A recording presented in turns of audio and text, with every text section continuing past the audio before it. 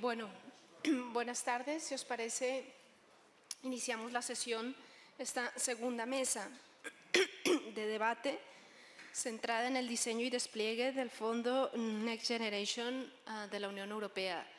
De hecho, en la mañana hemos tenido, tanto en la presentación como en la valoración general, como en las propias mesas, alusiones directas e indirectas a la gestión del Fondo Next Generation, y la idea es ahora centrarnos en este tema que ya lo debatimos el foro del año pasado, se debatió con una ponencia, pero como bien lo ha dicho Javier en la valoración general, el tema es tan importante, y los retos que plantean y la gestión por parte de las comunidades autónomas, que desde el informe decidimos hacer una segunda un segundo estudio, para ver qué ha pasado y sobre todo cómo están actuando las comunidades autónomas. Para ello contaremos y tenemos, como viene siendo tradicional, una ponencia de un académico. Contaremos con José María Jimeno Filiu, que es catedrático de Derecho Administrativo de la Universidad de Zaragoza. Él estará online porque ya nos lo comentará, pero está en Perú, con lo cual era imposible poder modificar agendas y vuelos para estar aquí en el foro de manera presencial. Así que tendremos una intervención online. Y luego la participación de dos comunidades autónomas a quienes desde el informe y desde el Instituto de Derecho Público queremos agradecer, comunidades autónomas que siempre son muy activas en el informe y en la comisión de seguimiento, tanto la comunidad de Aragón como a la comunidad de Castilla-La Mancha. Quisiéramos personalmente agradecer siempre vuestro apoyo y entusiasmo con el foro y con el informe Comunidades Autónomas a las dos comunidades autónomas. Concretamente tenemos al excelentísimo señor don Arturo Aliaga López, que es vicepresidente del Gobierno de Aragón, y al excelentísimo señor don Ignacio Hernando Serrano, consejero de Fomento de Castilla-La Mancha. Yo simplemente repetiría un poco lo que dijo esta mañana Joaquín Tornos, y que el espíritu del foro es que desde la academia, pero también la importancia de la gestión y desde la realidad autonómica, nos sentamos a debatir y hablar sobre temas que nos preocupan a ambos lados, a la academia, pero también a la gestión y a las comunidades y a los gobiernos autonómicos. En ese sentido, yo, si os parece, daríamos inicio ya a la ponencia. El profesor Feliu lo tenemos online, sobre el diseño y despliegue del Fondo Next Generation de la Unión Europea. Igual que en la mañana, tenemos entre 20 minutos, media hora de intervención, y entonces, bueno, cedo la palabra al profesor Feliu.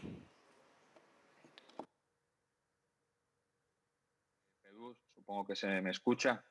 Me habría gustado estar con ustedes en presencia, pero tenía compromisos adquiridos ya y no es fácil de Lima volver a Madrid. Quiero agradecer en todo caso la invitación para poder estar departiendo sobre un tema que me ocupa últimamente y que creo que es de los importantes, no solo desde la perspectiva política, sino desde la perspectiva del derecho público, que es a lo que yo personalmente me ocupo.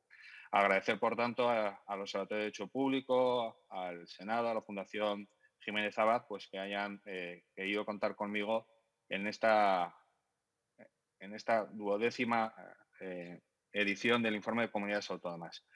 Como yo facilité ya el texto de lo que sería mi ponencia escrita, había pensado en esos 20-25 minutos, no creo que más, dar unas pinceladas de lo que creo son los fondos Next Generation, centrar un poco a dónde debíamos ir, cómo se han articulado en España desde la perspectiva también de la distribución competencial, y una tercera idea propositiva es qué podríamos hacer en las comunidades autónomas para, con estos fondos Next Generation, poder conseguir los objetivos europeos y también marcar las diferencias derivadas del modelo de descentralización territorial que tenemos en España. Que los fondos europeos Next Generation son importantes, yo creo que es evidente. La presidenta von der Leyen nos recordaba que eran una oportunidad, y esto sí que me gusta recalcarlo siempre, no solo para la recuperación, sino para reconstruir pensando en el futuro. Y esto sí que creo que nos debería llevar, desde la perspectiva de gestión pública, a ver cómo articulamos dichos fondos, no pensando en el momento coyuntural actual. Hemos superado la pandemia, tenemos ahora el conflicto bélico por la invasión ilegal de Rusia del territorio soberano ucraniano. Deberíamos pensar a medio y largo plazo dónde queremos estar para conseguir lo que serían los 4 objetivos principales: una Europa/España ecológica, cohesionada, digital y resiliente. Me interesa mucho, más que lo ecológico, lo digital, que es donde quizás está poniendo mucho la atención, más el cohesionada y el resiliente, que yo creo que son los grandes retos que tenemos desde la perspectiva de los fondos Next Generation.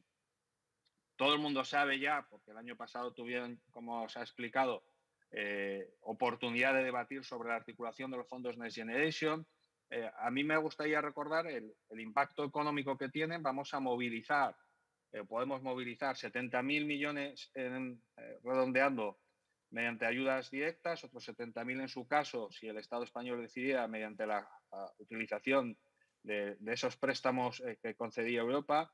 Y tenemos unos plazos de ejecución de 4 años y 6 para reformas. Y lo que sí que me interesaría mucho resaltar, que aquí estos fondos europeos no son unos fondos estructurales más, son unos fondos distintos, donde además lo que tienen que hacer los estados es demostrar, acreditar el cumplimiento de los hitos y objetivos del plan que se ha aprobado para cada país. Y esto tiene su importancia desde la perspectiva del rol institucional de cada administración pública en el despliegue de esos fondos Next Generation. No estamos en la misma gestión burocrática o de tramitación administrativa de los fondos ordinarios que nos manda Europa, sino que estamos ante un sistema distinto donde esa nueva terminología es clave: hitos y objetivos. Y sobre eso tenemos bastante recorrido para hacer cosas. En todo caso, un tema que siempre me viene preocupando, además el Parlamento antes de ayer, si no me equivoco, aprobó ya el nuevo reglamento sobre el tema de la compra de países de terceros, países que no sean de la Unión Europea. Estos fondos europeos van dirigidos sobre todo a la recuperación del sector productivo de cada país. Y por lo tanto deberíamos hacer un esfuerzo en la tramitación, ya sea mediante sistemas de cooperación horizontal, convenios entre instituciones públicas, mediante ayudas públicas o mediante contratación, que es donde vamos a movilizar principalmente estos fondos. Deberíamos saber que estos fondos tienen que llegar sobre todo al sector productivo, al sector institucional de cada país, sobre todo de la Unión Europea, y que por lo tanto no son fondos destinados desde una perspectiva de globalización económica a generar una tensión competitiva inadecuada. Por supuesto, y esto es algo que quiero insistir, la Unión Europea nos recuerda que cuando vamos a movilizar estos recursos públicos, principio de reciprocidad. Luego, países que no cumplan las exigencias europeas, que los que no tengamos principio de reciprocidad, deberían quedar fuera de la recepción directa o indirecta de estos fondos europeos, que son para la reconstrucción y resiliencia de los países de la Unión, de la Unión Europea. ¿Qué se pretende hacer con estos fondos? Y esto sí que me parece importante. Tenemos que ser rápidos. En España nos está costando, luego hay una reflexión, quizás más de lo que toca, posiblemente por una indebida percepción de lo que son estos fondos. Creo que los estamos viendo como si fuesen fondos estructurales ordinarios y no lo son, y deberíamos pensar en clave de rentabilidad. Y la rentabilidad no es una rentabilidad económica, sino una rentabilidad económica y social. Por eso decía al principio que me interesaba más en los objetivos hablar de una España-Europa cohesionada, para, si se me permite, hacer más país y mirar hacia el futuro.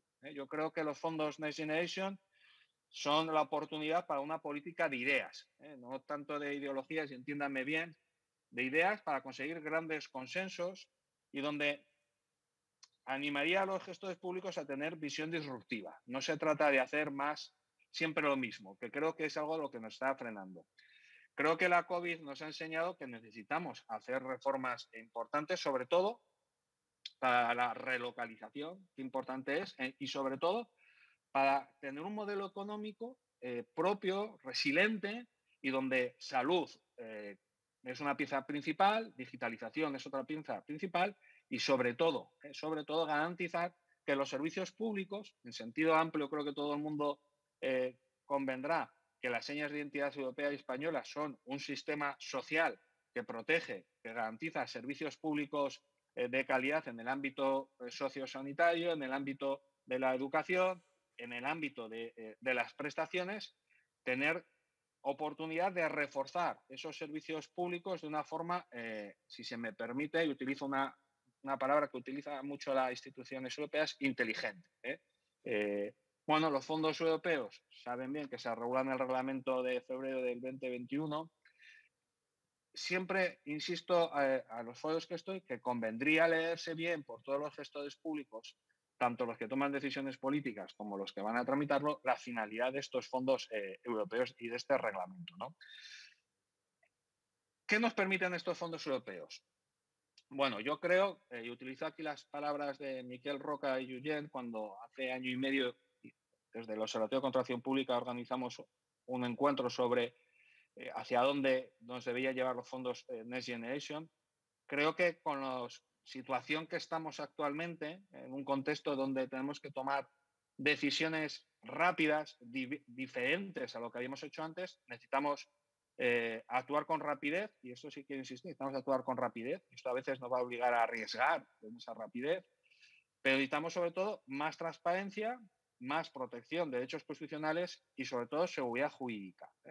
Y algo diré en relación con esto al final, pero sobre todo cuando digo que estos fondos deben de llegar al sector productivo de cada país de la Unión Europea, también deben llegar al sector de la pequeña y mediana empresa. Creo que a veces desenfocamos la toma de decisiones, vamos a los grandes proyectos de las grandes empresas y no podemos olvidar que el desarrollo, el despliegue de los fondos europeos debe llegar a todas las capas del sector productivo, y donde España, como otros países, tiene una clara red de pequeñas y medianas empresas que deben ser el elemento clave para que esto funcione. Claro, también en los Next Generation nos obligará a tener una gobernanza diferente a la que teníamos. Y como decía Mariana Mazzucato, la gobernanza efectiva no aparece como arte de magia cuando se quiere, sino que nos va a obligar a quizás repensar dónde queremos estar desde la perspectiva de gobernanza con la gestión de los fondos europeos. Una reflexión para acabar este primer bloque de los fondos Next Generation. Creo que necesitamos gestionar rápidamente esos fondos europeos en clave de inversión y no de gasto. En clave de inversión, no lo digo yo, lo ha dicho el Consejo de Primeros Ministros de la Unión Europea en el encuentro que tuvieron en octubre del 2020, cuyas conclusiones se publicaron en el Diario Oficial de la Unión Europea de 30 de noviembre del 2020, y donde se habla de que la movilización de los recursos públicos tiene que estar desde esa perspectiva de inversión, no gasto, estrategia, despliegue adecuado de políticas públicas, ¿no? Y esto nos va a exigir, según dice la Comisión Europea, dos grandes premisas a cumplir. Excelencia en la gestión, tanto financiera como ejecutiva, y sobre todo también garantizar la integridad. Donde, adelanto, creo que en España podemos tener cierta percepción de mala praxis, pero en general creo que las administraciones se están comportando desde una perspectiva de integridad notablemente aceptable. Bueno, la brújula de estos fondos Next Generation no es, por lo tanto, hacer lo de siempre, sino ir hacia servicios públicos inteligentes, circulares, que integren lo social, lo ambiental y la equidad. Y aquí lo engancharía yo con el tema de los Objetivos de Desarrollo Sostenible, la Agenda 2030 de Naciones Unidas, que forma parte también de este cóctel de nueva gestión pública que viene de la gestión de la pandemia, de los fondos europeos, de la situación actual de tensión de mercados por la crisis de alza de precios por motivo de la guerra en Ucrania y los ODS, ¿no? Y donde yo creo que, desde la perspectiva de gestión, necesitaríamos, si se me permite la expresión, utilizar luces largas, pensando sobre todo en las nuevas generaciones, el futuro, a lo que nos decía la presidenta de la Comisión, y no tanto en el debate electoral o en el rédito electoral. ¿Qué deberíamos hacer? Bueno, deberíamos, sobre todo, luego insistiré, interpretar nuestro sector jurídico, nuestro ordenamiento jurídico, desde esta perspectiva del cumplimiento de los fines europeos. Esto es lo que creo nos está costando más en España. Creo que tenemos que ver en estos fondos europeos una clara oportunidad de cambio del modelo de gestión pública para hacer políticas públicas que están en el reglamento europeo. Quiero recordar, por ejemplo, mejorar el empleo, sobre todo mejorar el empleo juvenil, avanzar en digitalización y, por lo tanto, la interpretación de nuestro gran bloque normativo jurídico-administrativo debe hacerse desde esa lógica, porque creo que estamos trabajando mucho en la interpretación de los fondos europeos aplicando la letra de nuestras normas vigentes y no la finalidad que tienen esos fondos Next Generation que impactan sobre cómo debemos interpretar nuestro propio derecho público. Por ejemplo, una de las conclusiones que se aprobaron en el primer congreso sobre gobernanza económica que se hizo en la Comisión Nacional de Mercados y la Competencia y el Consejo del Poder Judicial y la Real Academia de Jurisprudencia y Legislación hace 2 semanas en Madrid, es trabajar, por ejemplo, en un modelo que atienda la calidad y que abandone postulados economicistas que pivotan solo sobre el precio y no sobre el valor. Elementos muy clave en cómo hagamos de los fondos Next Generation una nueva forma de implementar políticas públicas, ¿no? Donde creo que, insisto, deberíamos cambiar la forma de interpretación. En todo caso, segundo bloque, y las comunidades autónomas, el Estado, ¿cómo han articulado en España esa gestión de los fondos europeos? Una primera idea, los fondos europeos no son financiación ordinaria estatal. Los fondos europeos son fondos que vienen de Europa para cada país y donde, y esto hay que recordarlo, no prejuzgan nada el sistema de distribución de poderes de cada país. Quiero insistir en esto porque creo, y adelanto una de las conclusiones que tengo, que igual no se comparte, que vía recepción de los fondos europeos, el Estado ha recentralizado competencias. Se ha producido un proceso de atracción hacia el Estado, la Administración General del Estado, de títulos competenciales que creo que deberían haber descansado de una forma diferente sobre las comunidades autónomas y también sobre entidades locales. Recordando además que el Estado, en sentido amplio, no es solo la Administración General del Estado. En un modelo descentralizado territorialmente, el Estado son, por supuesto, también, junto a la Administración General del Estado, las comunidades autónomas, las grandes entidades locales y, si se me permite, forman parte del Estado también la sociedad civil.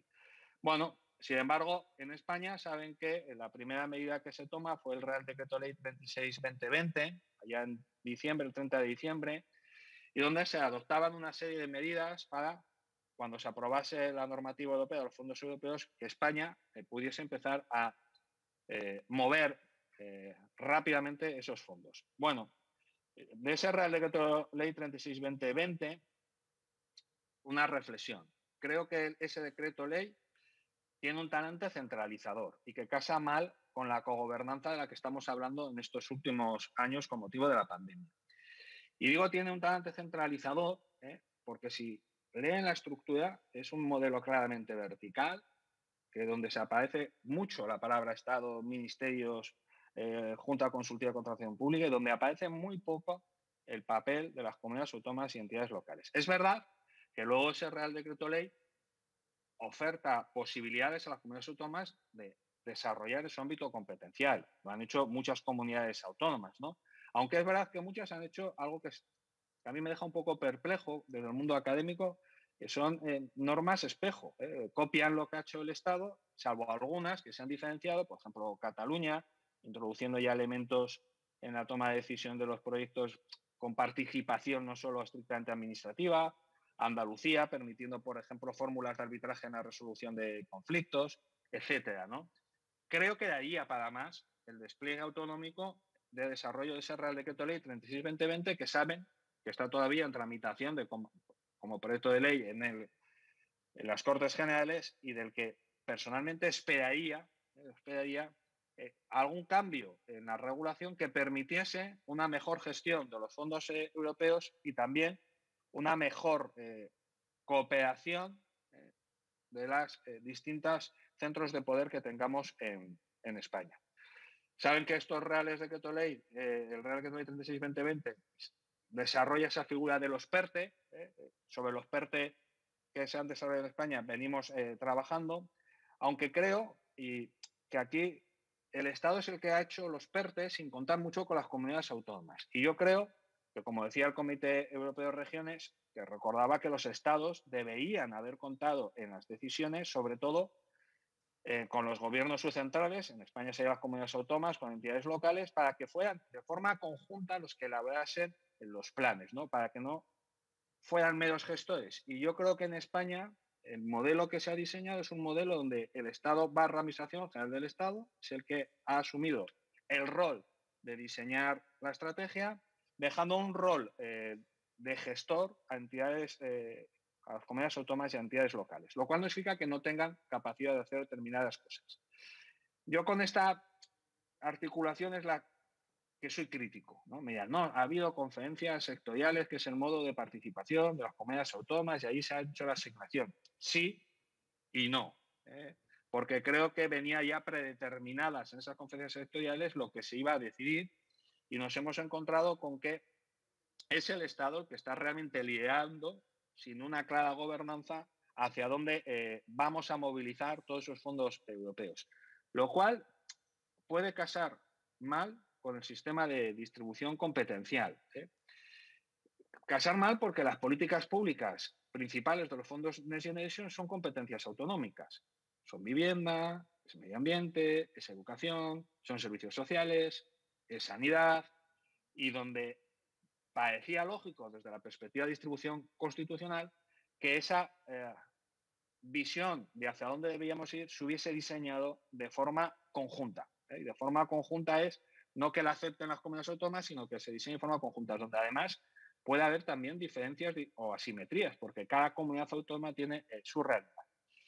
Yo creo que por eso la opción española ha sido, o para mí es criticable, ¿no? Porque es verdad que para garantizar que se pudiese movilizar rápidamente esos fondos, que es el argumento del Estado, hemos erosionado parte de lo que serían las señas de identidad de nuestro modelo de distribución competencial. Además, creo que hay una percepción detrás de este modelo que yo no comparto, ¿no? Yo creo que el Estado ha diseñado la estrategia desde un modelo quizás de desconfianza en la capacidad de gestión de comunidades autónomas y entidades locales grandes, y yo, por mi experiencia académica, por mi experiencia de lo que funciona en este país, en otras administraciones, creo que es un error. Tenemos administraciones autonómicas con grandes cuadros de empleados públicos, capaces de liderar e implementar de forma correcta comunidades autónomas y las políticas públicas, y es más, en determinados sectores, como puede ser el sociosanitario, creo que son los que conocen de verdad la realidad, hacia dónde se debe ir, y por lo tanto donde deberíamos haber hecho quizás un esfuerzo de sumar más, y no tanto desde el Estado, que tiene en estos ámbitos materiales unas competencias más difusas y una percepción también diferente, haber sumado, ¿no?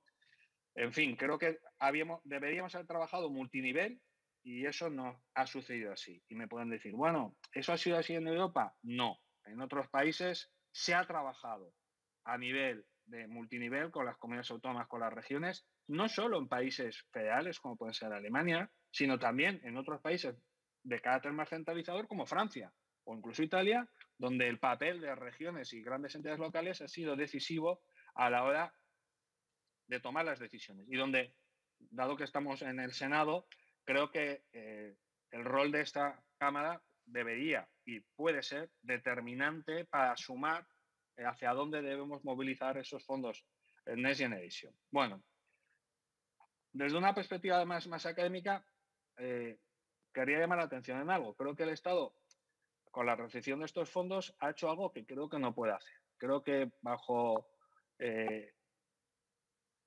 esta excepcionalidad de recepción de unos fondos para la reconstrucción y la resiliencia, el Estado ha hecho spending power. Ha utilizado su capacidad de gasto para erosionar títulos competenciales, esto es una percepción, y creo que eso va en contra de la propia jurisprudencia del Tribunal Constitucional.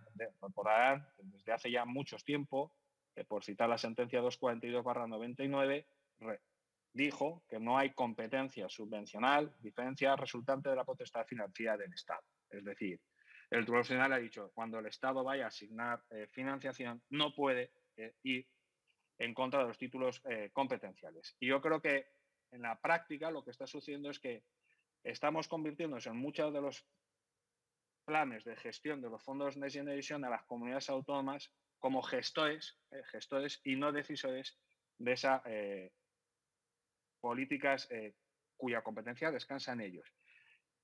Esta percepción que pueden decir, bueno, es su percepción, es muy fácil de contrastar. Si van a las órdenes ministeriales de noviembre del 21, cuando se desarrolló todo el sistema de planes antifraudes, hay unos anexos. Y en esos anexos pone órganos decisores. En los órganos decisores están siempre la Administración General del Estado.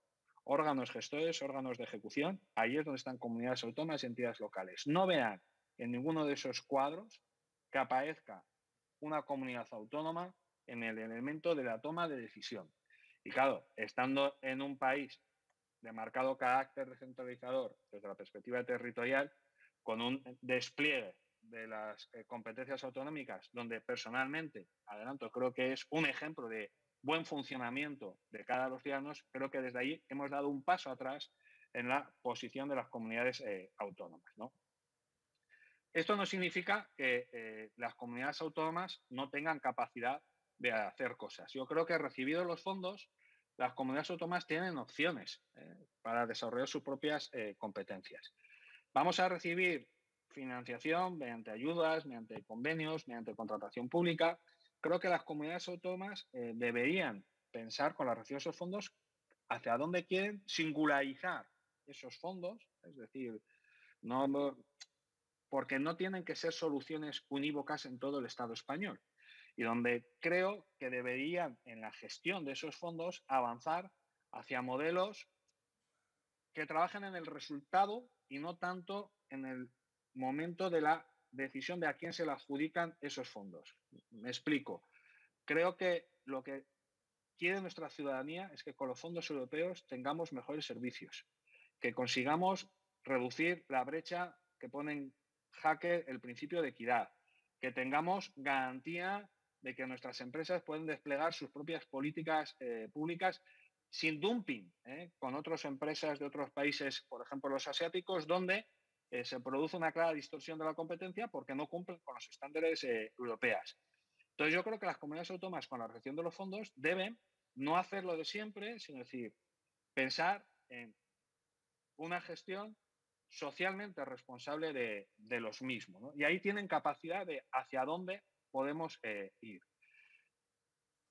Por supuesto en el tema ambiental, por supuesto en el tema de salud, por supuesto en el tema social y por supuesto en el tema del control.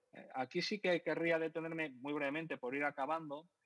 Saben que una de las consecuencias de la recepción de estos fondos es que hemos tenido que aprobar los famosos planes antifraude, desarrollar una estrategia antifraude para justificar ante las autoridades europeas, ante la Comisión Europea, que hemos cumplido adecuadamente desde la perspectiva de integridad con la gestión de los fondos. Donde les recuerdo que lo que va a mirar la Comisión Europea es que se han cumplido estos objetivos. Y luego que en la asignación concreta de esos fondos a las empresas no se ha incumplido el principio de integridad, o si se me permite, no ha habido supuestos de corrupción. Bueno, yo creo que las comunidades autónomas en este elemento de control tienen capacidad de hacer cosas diferentes. Creo que nuestro sistema de fiscalización externa, por dar una propuesta concreta a través de los órganos de control, de los OCEs, debería quizás orientarse a un nuevo sistema de control. Nuestro sistema de control español es muy formal, muy burocrático. Si se me permite, cuando llegamos al control externo, actúan como médicos forenses. Hacen la anatomía de un cadáver y descubren todas las patologías de algo que se podía haber evitado. creo que las comunidades autónomas podrían desplegar una estrategia de un control en la gestión de los fondos Next Generation que podría servir de sandbox de cara a futuros cambios regulatorios con amplio espectro a todos los ámbitos de la actuación en materia administrativa, para que de forma concomitante ayudasen al gestor en la correcta implementación de estos fondos europeos. Porque uno de los problemas que se ha detectado, uno de los frenos a la gestión de los fondos es la ruptura que hay, el gap que hay entre el gestor y el controlador. Y creo que los fondos Next Generation debe ser, desde la perspectiva de la Comunidad Autónoma, la oportunidad para unir, aglutinar en la gestión también el elemento de control. Controles que ya no sean formales, sino que sean controles de auditorías, que sean controles de resultados, donde posiblemente tendremos algún riesgo de que se puedan producir patologías. Pero tenemos que aunar el objetivo, y utilizo las palabras del profesor Marcos Baquer, que tiene un libro sobre el procedimiento administrativo, que lo han escuchado esta mañana, entre el eficacismo y el neogarantismo. Y creo que aquí las comunidades autónomas, desde la perspectiva de un control útil, tienen capacidad de repensar ese modelo. Por supuesto, las comunidades autónomas, como les decía, pueden avanzar hacia sistemas también que favorezcan una mejor gestión de los fondos. Les comentaba al principio que Andalucía, en un decreto ya del 21, introdujo el sistema de arbitraje en la resolución de los conflictos en la ejecución de los fondos europeos, allá, por ejemplo, donde haya contratos públicos. Yo creo que esto es una de las mejores prácticas que podemos utilizar. No podemos judicializar los fondos Next Generation. Paralizaremos la gestión, generamos desconfianza, no vamos alineados con lo que sería la certeza jurídica, y utilizar fórmulas de resolución alternativas de conflicto que están en Europa y que están contrastadas, creo que es algo que las comunidades autónomas podrían ir haciendo en la gestión de sus fondos Next Generation. Digo las comunidades autónomas porque el Estado saben que por la Ley General Presupuestaria tiene más limitaciones y le obligaría a unos ajustes que no tienen necesidad las comunidades autónomas. Porque, quiero recordar, la Ley de Contratos del Sector Público no prohíbe el arbitraje, todo lo contrario, en la fase de ejecución de contratación. Esto nos daría posibilidad de que hubiese más inversiones del sector privado porque tendrían más confianza. Por supuesto, también la sociedad civil podría participar. Muy brevemente, ¿y por qué no las comunidades autónomas en los proyectos estratégicos utilizan la técnica de los pactos de integridad? Saben que Transparencia Internacional España viene trabajando en ese monitoreo de la sociedad civil, y que en los fondos Next Generation podría ayudar no a mejorar el control, nuestra intervención, nuestros sistemas de gestión pública son buenos, no, mejorar la percepción de la ciudadanía en que la gestión de los fondos Next Generation va correctamente alineada con los objetivos europeos y que se piensa en el ciudadano. Aquí las comunidades autónomas tienen capacidad de hacerlo y algunas lo están haciendo y creo que está funcionando muy bien. Acabo, yo creo que los fondos Next Generation son una oportunidad de país, creo que todos lo estamos convencidos. Es una oportunidad para cambiar el modelo de gestión pública, es un modelo para reorientar nuestro derecho público, para trabajar sobre todo en la idea de los resultados, para trabajar sobre todo en la perspectiva del ciudadano, porque el ADN de cualquier administración pública, estatal, autonómica o local, es satisfacer el interés general, ¿no? Y creo que con los fondos Next Generation tenemos que abrir esa visión al ciudadano y, sobre todo, pensar también las costuras de la gestión pública para superar inercias del siempre se ha hecho así, del miedo al riesgo, para cumplir esos objetivos europeos que son tan ambiciosos. Tenemos que trabajar en los fondos Next Generation para mejorar la calidad prestacional. Se trata de dar mejores servicios públicos a nuestros ciudadanos y allí nuestras comunidades autónomas tienen un rol principal porque sobre ellas descargan las principales políticas públicas. Insistiendo en algo en lo que creo que es importante. Tenemos que abandonar modelos economicistas. Tenemos que ir a modelos de gestión que trabajen en valor, que trabajen en resultados, garantizando sostenibilidad financiera, por supuesto, pero sobre todo calidad.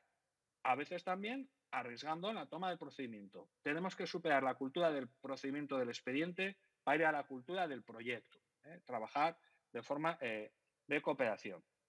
En fin, que creo que los Next Generation son una oportunidad para hacer cosas distintas, donde es muy importante reconducir el problema de articulación competencial desde la perspectiva que he venido a denunciar. Creo que tenemos que ir a un modelo de cooperación institucional y no de coordinación. Y no es lo mismo cooperar que coordinar. Tenemos que trabajar mejor el nivel multinivel, reconociendo el rol que tienen las comunidades autónomas, no porque lo diga la Constitución, sino porque después de más de 40 años creo que las comunidades autónomas se han ganado el reconocimiento de la correcta implementación de políticas públicas tan importantes para nuestros ciudadanos. Por acabar, todo el mundo habrá leído el libro de Alicia en el País de las Maravillas, cuando en un momento del libro, de la película se han visto, Alicia se encuentra entre distintos caminos y le pregunta al gato Cheshire que qué camino debe elegir. Y el gato le dice que no importa el camino que elijas si no sabes el camino que vas a utilizar. Que si no sabes a dónde quieres ir, da igual el camino que quieras. Y yo creo que el camino con los Next Generation no es la centralización de competencias de forma directa o indirecta, sino la cooperación leal desde la perspectiva del modelo federal español. No es tampoco la burocracia, sino la estrategia, pensando sobre todo en la inversión y no en la perspectiva del gasto.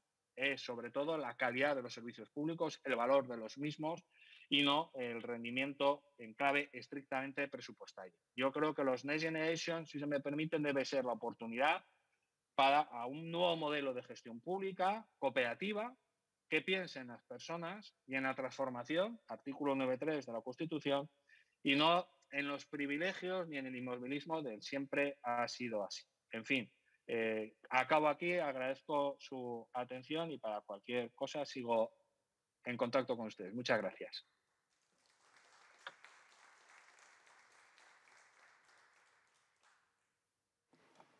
Bueno, profesor Feliu, muchísimas gracias, ¿no? por esta exposición tan clara de lo que son y lo que están siendo la gestión de los fondos Next Generation.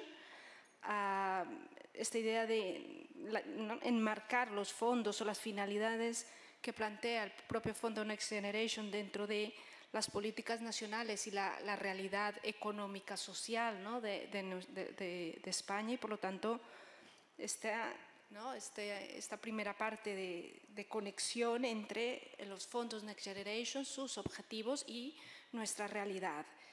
Y también yo creo que pese, ¿no?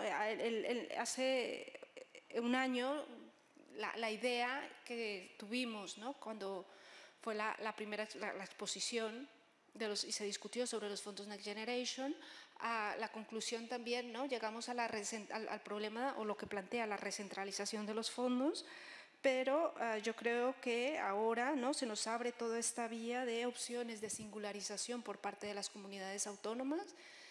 Recentraliza, pero aún así hay margen de actuación y yo creo que ahora lo podremos analizar con mayor detalle, y esta oportunidad que se nos abre para plantear cambios estructurales sobre la gestión pública más allá de una cuestión temporal de los fondos, ¿no?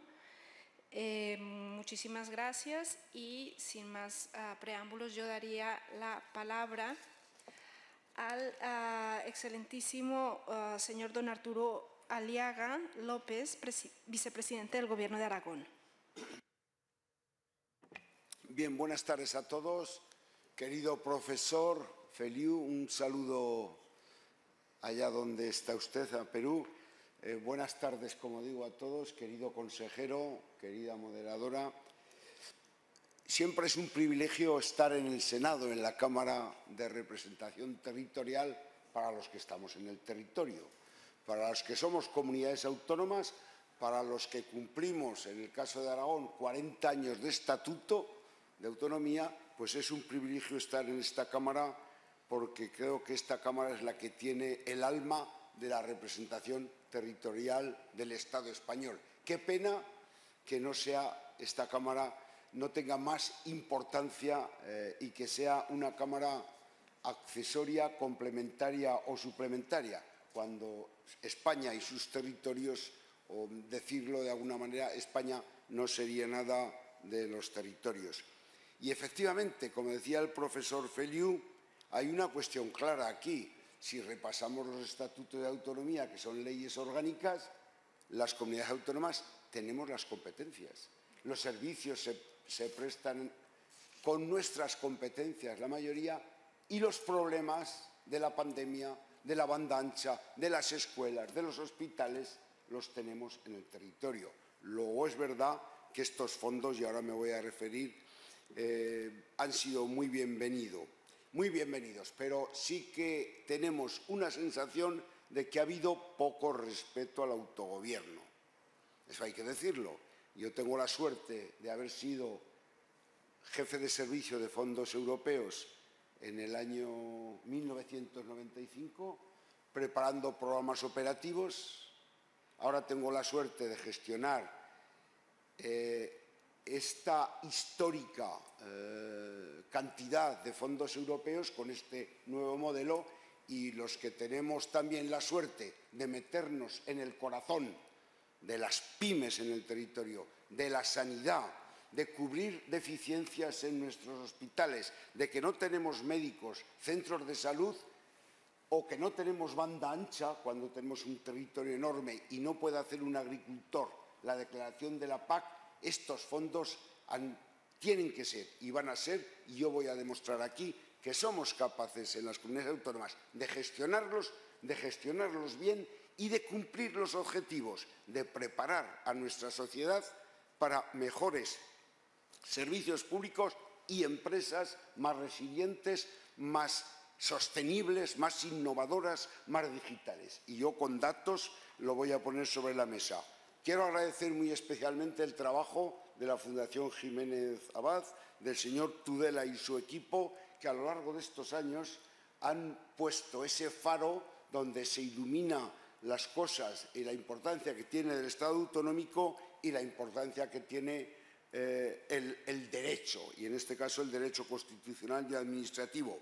Y voy a decir que para algunos gestores públicos esta es la mayor aventura presupuestaria de la historia de la democracia en España con fondos europeos.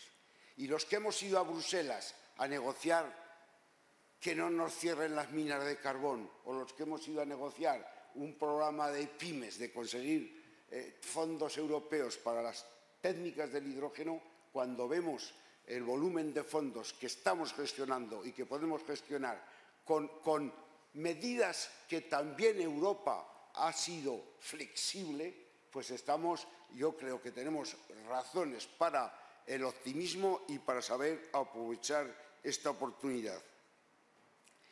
Y luego hay otra cuestión que no se ha dicho y yo la voy a resaltar.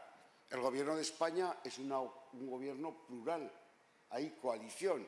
El Gobierno de Aragón somos un gobierno cuatripartito, y los que estamos acostumbrados a movernos en las aguas de la cogobernanza, cuando diseñamos el fondo REACT-EU o el programa FEDER o los Next Generation, hay que hablar, hay que pactar. Y el pacto se está convirtiendo en un elemento clave catalizador de todos los programas que salen. Salen con el pacto y con la pluralidad de ideas, luego llegan a una más amplia base de ciudadanos. Esa es la primera reflexión. Déjenme hacer un minuto una reflexión histórica sobre nuestros fondos en todo su amplio concepto. Yo que tengo la suerte, como digo, de gestionarlos, pero desde abajo también, no desde los despachos donde a mí me vienen las pymes, me vienen los planes de choque de turismo. Primera cuestión, primera reflexión. En el marco financiero plurianual 14-20, el profesor también lo sabe, Aragón ha certificado el 95% de los fondos. Ya me gustaría ver si el Estado, en los no territorializados, ha certificado esa cifra. Porque a veces se pone en duda la gestión de las comunidades autónomas y tenemos voluntad, instrumentos y capacidad para gestionar. Primera reflexión. Si a mí me consienten, y aquí está mi director general de fondos europeos, en pandemia certificar cofinanciados al 100% los gastos desde 1 de febrero a junio del 21 y reprogramar los fondos FEDER, automáticamente nos ponemos, cambiamos el chip y reprogramamos todos los fondos FEDER y conseguimos, uno, financiación del 100% por Europa y dos, aliviar nuestros recursos propios. No me voy a poner a hablar, me inviten otro día y hablaré de la financiación autonómica.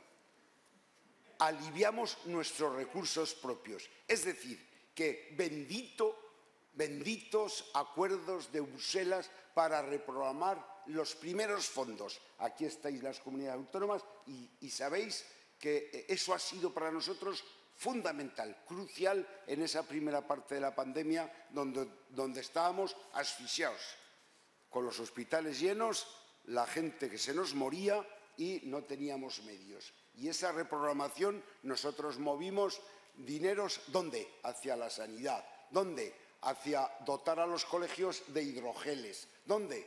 A cuestiones relativas, curiosamente, a las conexiones en nuestros pueblos, porque ni el teletrabajo ni asistencia a clases con clases cerradas por la pandemia, confinadas, se podían conseguir. Y ese primer impulso de los fondos fue determinante, como digo, para que afrontáramos la pandemia con cierta capacidad de gasto extra, porque todas las comunidades autónomas, el que esté libre de pecado, que levante la mano, andamos con problemas de financiación porque estamos con el sistema atascado de refinanciación de las comunidades autónomas y esto fue para nosotros bendita flexibilidad de Bruselas en la reprogramación del 14-21. Segunda cuestión.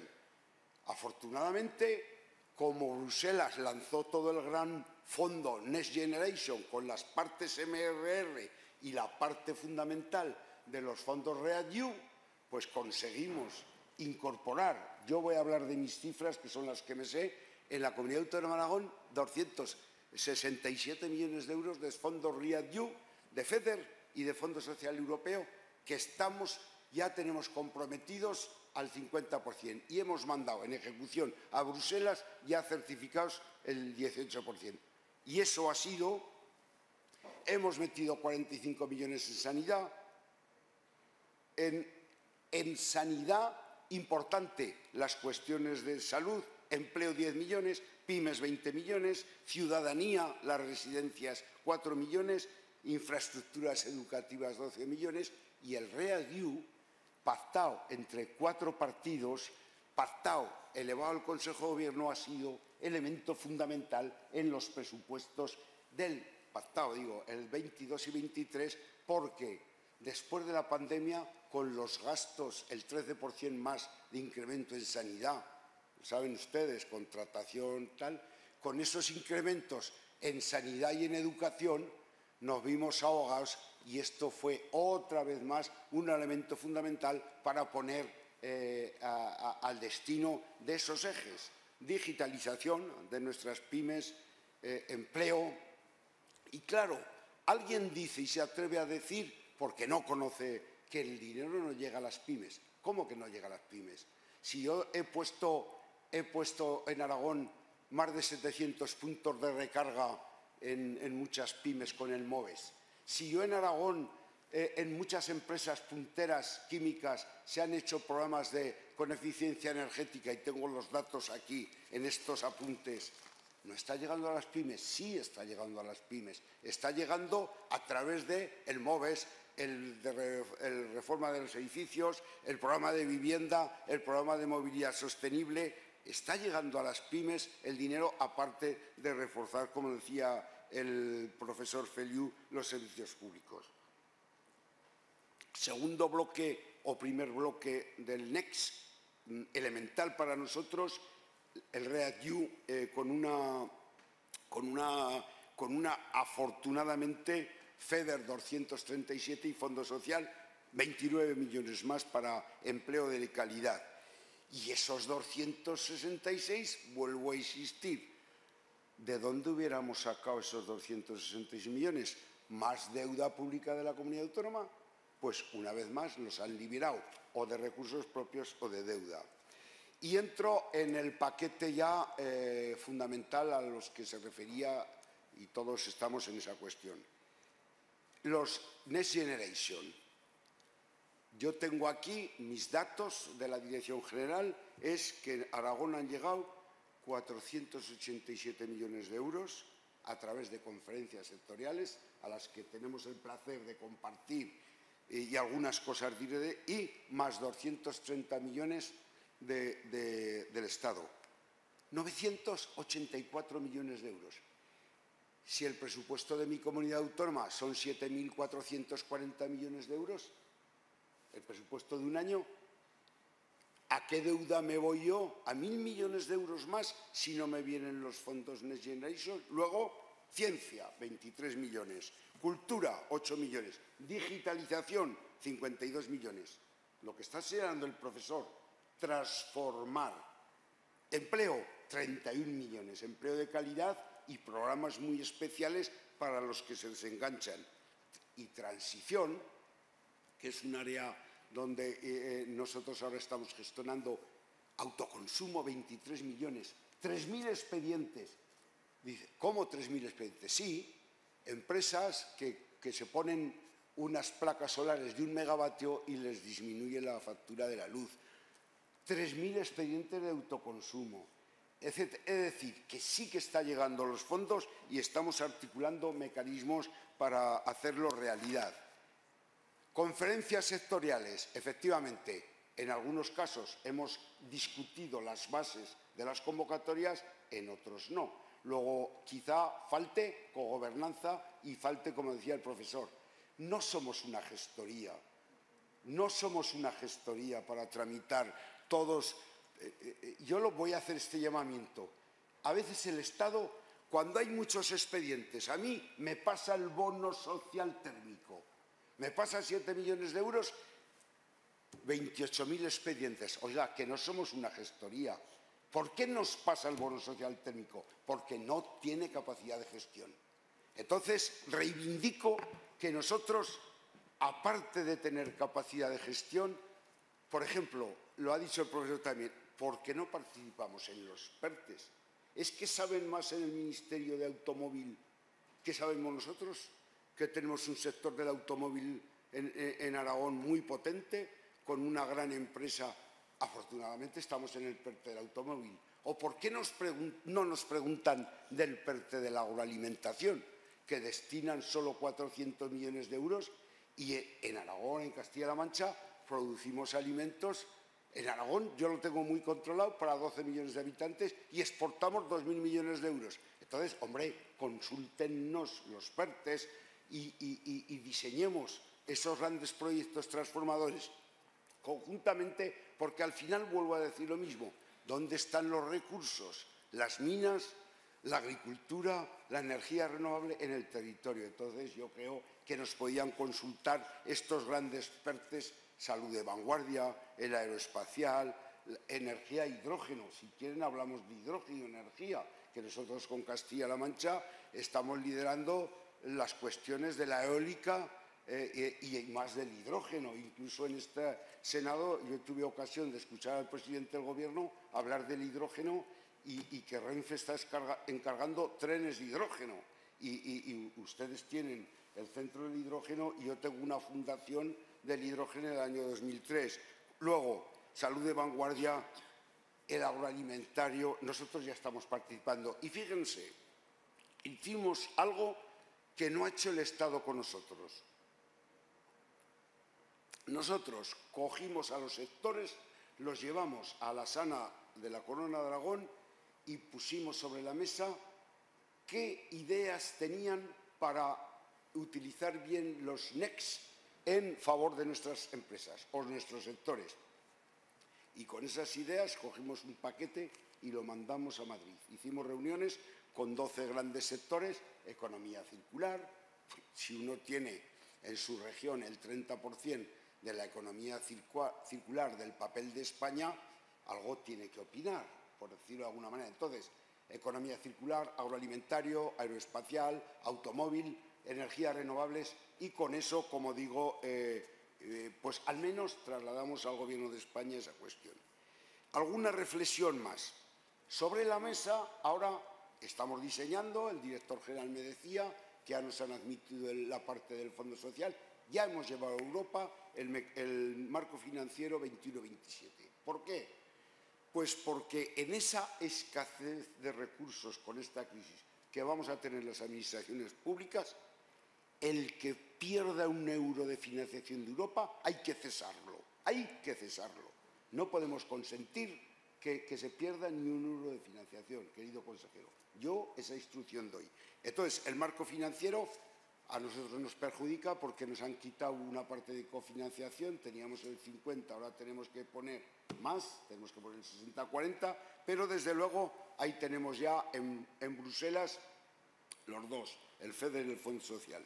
Y no me quiero olvidar, y le voy a decir, de otra cuestión ya sentimental. Hemos perdido una central térmica con la descarbonización, hemos perdido un impacto brutal en la provincia de Teruel con las minas del carbón y la central térmica, y Europa nos ha puesto sobre la mesa un fondo de transición justa. Ustedes también están con nosotros en Puertollano. Yo tengo toda la provincia de Teruel porque hay que resarcir el daño. Porque hemos mandado energía durante muchos años para que España se desarrollara y hay que ser solidarios.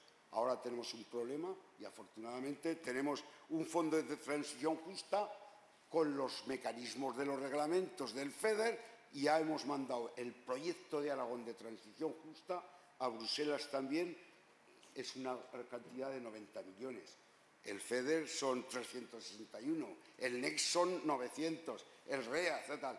Y yo, dos cuestiones respecto a la agilidad administrativa por ser tal. Hay que mojarse, hay que tomar decisiones donde se tienen que tomar, en los consejos de gobierno, para hacer que esto fluya y dar facilidades y agilidad administrativa que decía el profesor. Nosotros, una ley de simplificación administrativa ya, la 1 del 21. Hay que eliminar. Segundo, una orden conjunta de vicepresidencia para hacer una gestión coordinada de los MR. Tercero, un decreto ley para toda la gestión urgente, reducir todos los plazos a la mitad. Cuarto, una unidad para tramitación de proyectos donde está pilotando Hacienda, que es donde está la intervención y es donde los proyectos a veces tal. Y luego un decreto ley dice, miren ustedes, fondos europeos, remanente de crédito, resuelto. Compromisos plurianuales, resuelto. Subvenciones, tramitación anticipada. Contratación, mecanismos para agilizar la contratación. Concursos, obras. Es decir, legislación de la comunidad autónoma para impulsar la ejecución. Medidas antifraude. Incluso hemos hecho cursos de administración pública en el Instituto de Administración Pública para esta cuestión. Y yo, la foto que se pueden llevar ustedes. Nosotros somos una comunidad autónoma pequeña, con 1000 años de historia. Esto nació de allá arriba, con Castilla, y ya lo saben. Somos pequeña, pero claro, cuando los que hemos hecho presupuestos y sabemos dónde están los problemas y los sentimos cada día, si sumo todos los fondos europeos y voy a tener en el presupuesto 22-27, 1.500 millones de euros, los que saben de presupuestos de la comunidad autónoma, a ver dónde saco yo 1.500 millones de euros con recursos propios. ¿Dónde lo saco? ¿De dónde lo saco? Luego, como cometamos el error de perder ni un euro en esto, yo seré el primero que presentaré la dimisión porque creo que es el momento de que aprovechemos estos fondos europeos para la transformación. Cuando yo he estado gestionando en el Gobierno también la época de los problemas de intervención de España, que si nos intervienen o no, etcétera, etcétera, pues ahora yo creo que es una oportunidad. Cuando uno ha manejado presupuestos de ahorro y eficiencia energética, 6 millones de euros, y ahora maneja 80 millones de euros con el plan de rehabilitación energética de edificios, programa de eficiencia de municipios de menos de 5.000, programa MOVES 1, 2 y 3, programa. Entonces dices, es el momento y además está llegando a las pymes. Quiero de nuevo agradecer la invitación brindarnos a cualquier foro que vaya en beneficio de todos los demás. Y antes se decía eso de paz, piedad, perdón. Pues yo creo que el Estado tendría que ser un poco más generoso, porque no somos una gestoría. En el alma de las comunidades autónomas está dar buen servicio a nuestros ciudadanos, tener empresas punteras que exportan para España, producir alimentos, energías renovables, minas, y creo que merecemos un poco más de cariño y no esta recentralización encubierta que va en los fondos europeos. Muchas gracias.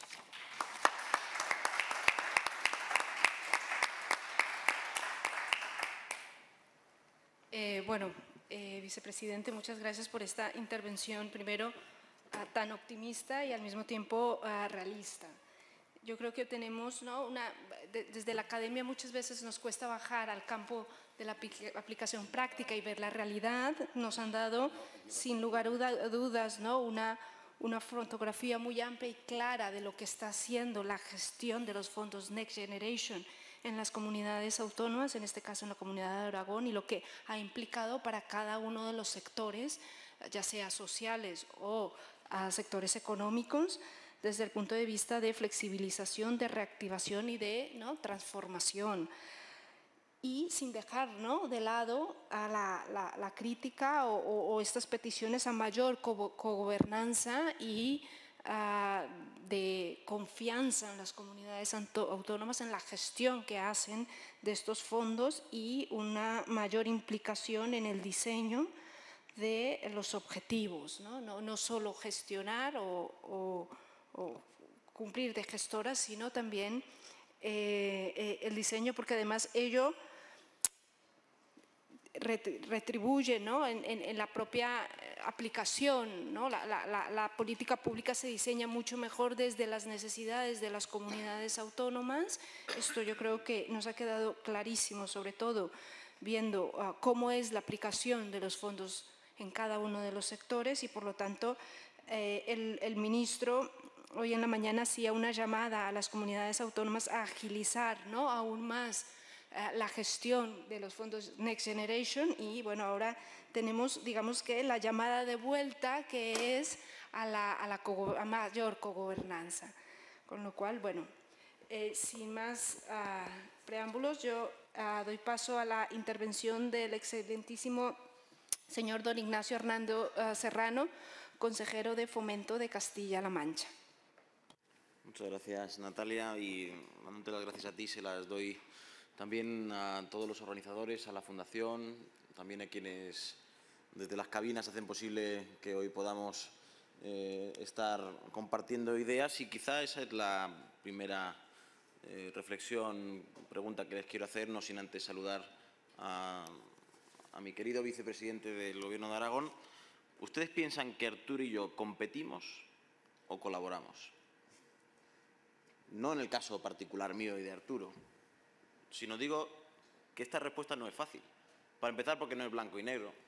Y probablemente la respuesta me dé más información a mí de cuál es la opinión de quien da la respuesta que lo que realmente quiera responder.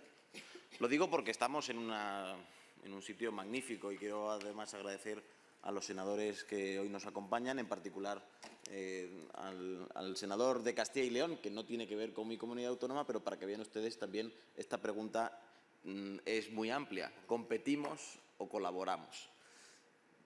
Si estamos aquí, cuando alguien entra por la puerta, cuando cualquier senador o senadora entra por la puerta, lo hace con la vocación de competir, con la vocación de compartir.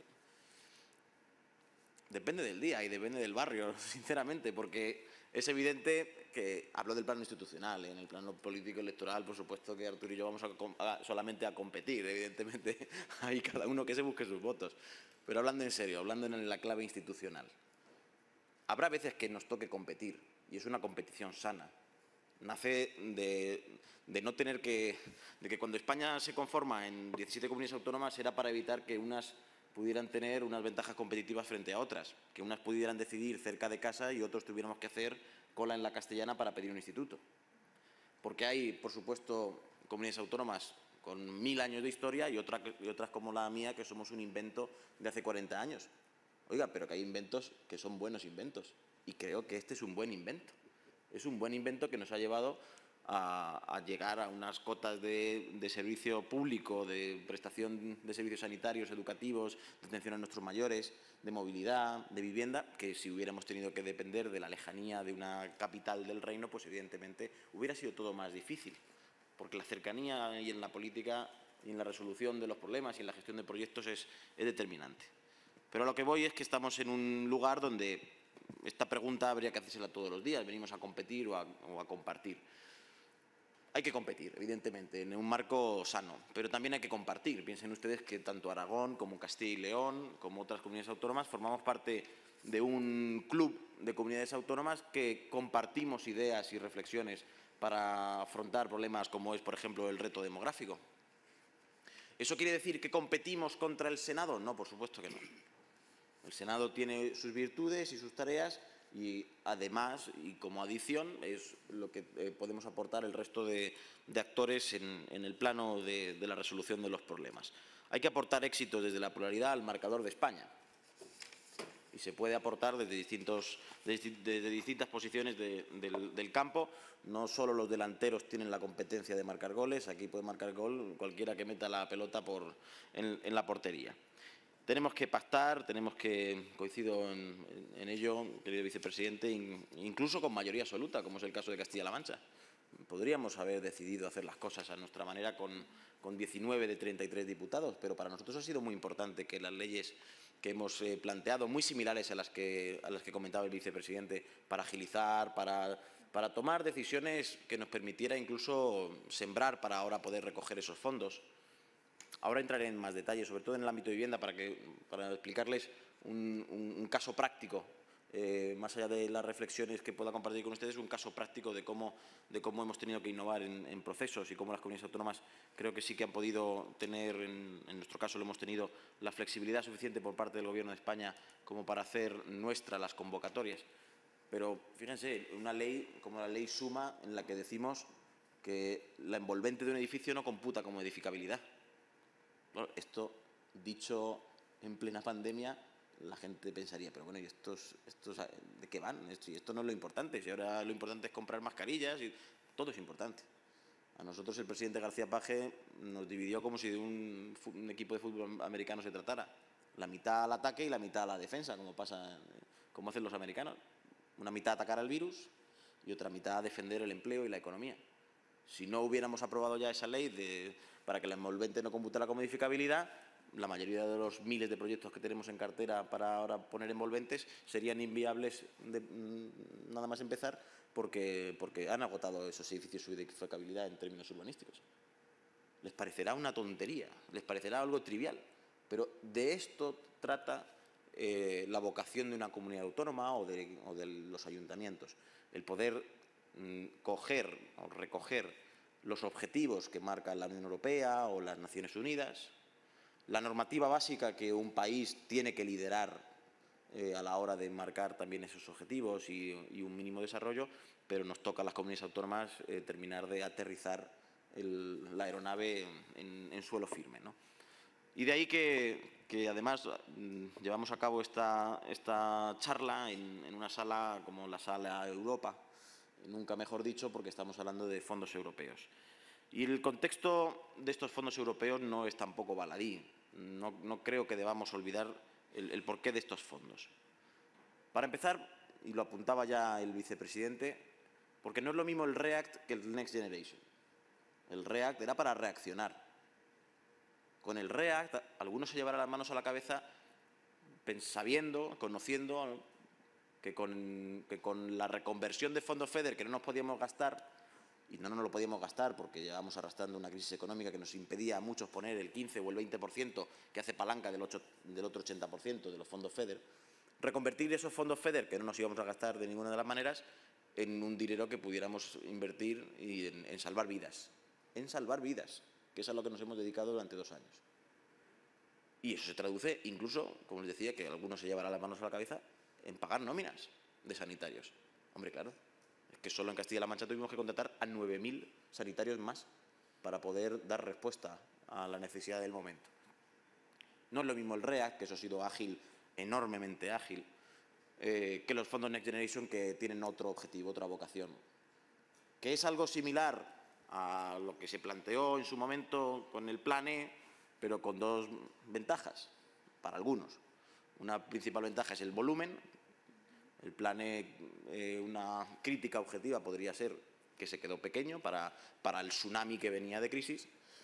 Y la otra gran crítica que siempre se le hacía al PLANE es que lo propuso Zapatero. O sea, pero eso ya también es una cuestión ya más personal. Esto aborda el objetivo de mucho volumen y además teledirigido a proyectos que no supongan proyectos que no tengan retorno. Estamos hablando de digitalización, estamos hablando de que seamos más verdes, estamos hablando de que seamos más sensibles, estamos hablando de que seamos más justos en términos territoriales. Por lo tanto, tiene las bases de ser mucho más posible el que haya ese retorno. Y además esto solo ha sido posible en la medida en la que se ha gestionado la crisis de una forma totalmente distinta a la de hace 10 años. Porque donde antes lo que había eran recortes, ahora va a haber inversión. Donde antes se paraban obras, ahora se están impulsando. Donde antes se despedía a la gente, ahora hemos negociado el que pueda haber dinero para pagar, evitar esos despidos con los ERTEs. Donde antes se pleiteaba contra las empresas, ahora se llega a acuerdos con ellas para que se les adjudique obras. Donde antes se demonizaba a los servicios públicos como los grandes culpables de la crisis, ahora los estamos blindando. Y donde antes gobiernos de España permitían que aquí entraran los hombres y las mujeres de negro como si camparan por su casa, ahora lo que se ha exigido es nunca más el norte contra el sur. E insisto en nunca más el norte contra el sur en un contexto en el que vamos a volver a ver en los telediarios a una vieja familiar nuestra como es la prima de riesgo. Nunca el norte contra el sur, nunca más. Y el Banco Central Europeo tendrá que tomar buena conciencia de ello en un contexto en el que España ha sabido defender que no podíamos volver a esa dinámica. Y que en lugar de recortes, aquí lo que tenían que haber son 140.000 millones de euros para reimpulsar la economía. Que cada euro que se recortaba salía del sistema monetario y financiero. Que a cada maestro que no se le renovaba o cada sanitario que se despedía, simplemente lo que era un cliente menos en la panadería o en el taller. Si hemos aprendido esa lección, no la olvidemos ahora con las dificultades que puedan venir por haber cesado en un programa de compra de deuda pública para tomar medidas contra la inflación, y algo hablaré de ello sobre los riesgos que presenta para la ejecución de estos programas. Pero, bueno, en todo esto hay otra dimensión a la hora de tomar decisiones, que es la prisa versus las garantías. Con el REACT era todo prisa y luego hablamos de las garantías. Y la verdad sea dicha que el comportamiento de las comunidades autónomas ha sido impecable en el 99,9% de toda la gestión. Lo que pasa es que eso no vende titulares y eso no es noticia. La noticia es lo otro. Pero como les decía, esto pasa algo también de prisa versus garantías con los PERTEs. Los PERTEs iban a ser otra cosa totalmente distinta y queríamos darle más prisa y Europa nos ha pedido más garantías. Y por eso los PERTEs no se han puesto en marcha todavía. La idea del Gobierno de España era que esto fuera poco más o menos que una serie de ayudas a grandes proyectos estratégicos sin tener que pasar por un proceso largo y tedioso de licitación. Pero Europa ha dicho que eso va en contra de la competencia, tendremos que tardar más en ponerlo en marcha. Y por eso los PERTEs hoy son totalmente distintos del concepto que se pudo plantear hace 2 años, evidentemente. Pero como les decía, hemos afrontado la crisis de una manera distinta. Hay mucho dinero, muchísimo dinero que hay que gastarse, con la idea de transformar, con la idea de que llegue cuanto antes al bolsillo de las familias, con la idea de que llegue cuanto antes a las empresas que están generando empleo en nuestro país, como no lo habíamos visto desde antes de la crisis. Y, sinceramente, eso, como todo en la vida, a quienes nos dedicamos a gestionar, pues hay de todo. Hace 10 años gestionábamos miseria, gestionábamos los problemas de la escasez. Ahora nos toca, y bienvenido sea, gestionar problemas de la abundancia. Imagínense ustedes los 2 años o año y medio que llevamos a quienes nos han amenazado, en el mejor sentido de la palabra, con tener que gestionar 10 veces más el dinero en convocatorias de rehabilitación de viviendas de las que gestionábamos antes. Si gestionas 10 veces más dinero, ¿te puedes permitir el lujo de tardar 10 veces más con los mismos mimbres? Evidentemente no. ¿Te puedes permitir el lujo de aumentar tu masa muscular 10 veces para poder afrontarlo? No lo hemos visto tampoco razonable. Y esto a lo que nos lleva es a tener que plantear una enorme innovación de procesos, aun conociendo nuestras propias limitaciones. Y sabiendo, por ejemplo, que en lo que tiene que ver, y entro ya en el caso práctico de la rehabilitación de viviendas, que es uno de los mayores paquetes de fondos europeos y donde además creo que vamos a obtener los mayores resultados de éxito, no solo en el grado de cumplimiento de los objetivos que nos puedan marcar Alemania. Lo digo en el corto plazo porque vamos a ayudar a muchas familias a que les baje la factura de la luz. Recordemos que nos debemos primero a las familias, infinitamente antes que a los objetivos que nos marquen en cualquier ámbito, aunque sean pactados y aunque sean perfectamente asumidos. Pero también creo que en un objetivo a medio plazo, como es el que todos tenemos, de reducir la emisión de gases de efecto invernadero, estamos hablando del 30% de la emisión de gases de efecto invernadero, el que proviene de nuestras viviendas. Y además, y ahora también lo mencionaré, teníamos un gran reto, que era que la rehabilitación fuera cosa de todos y no de quien se lo pudiera permitir. Pero tenemos limitaciones. Les pongo una muy personal. En Castilla-La Mancha, el 85% de las empresas del sector de la construcción y afines son empresas de entre 1 y 5 trabajadores. ¿Cómo me puedo gastar 10 veces más si la masa muscular empresarial va a tener también limitaciones? Bueno, pues nos pusimos a innovar, nos pusimos a mirar de todo, Tampoco vamos a inventar el fuego a la rueda, si ya están inventados. En todo caso, habrá que adaptar la rueda, a principios de madera, pero ya puede ser incluso hasta de la Fórmula 1. Hemos mirado de todo, hasta cómo funcionan las ortopedias en materia de contratación pública. Bueno, esto, como comprenderán ustedes, no se lo recomiendo como lectura de verano para la playa, pero a nosotros nos ha servido para hacer una especie de mix entre lo que han sido 2 éxitos en España, como el plan de cambio de calderas y el plan PIBE. Y yo les invito a que cada vez que duden sobre el modelo que hemos puesto en marcha, es una apuesta arriesgada, sinceramente, que vuelvan al origen, que es el plan PIBE, que vuelvan al origen del sentido. A nadie en su sano juicio, se le ocurriría pedir una ayuda del plan PIBE en la subdelegación del Gobierno. A nadie. Todos iríamos al concesionario.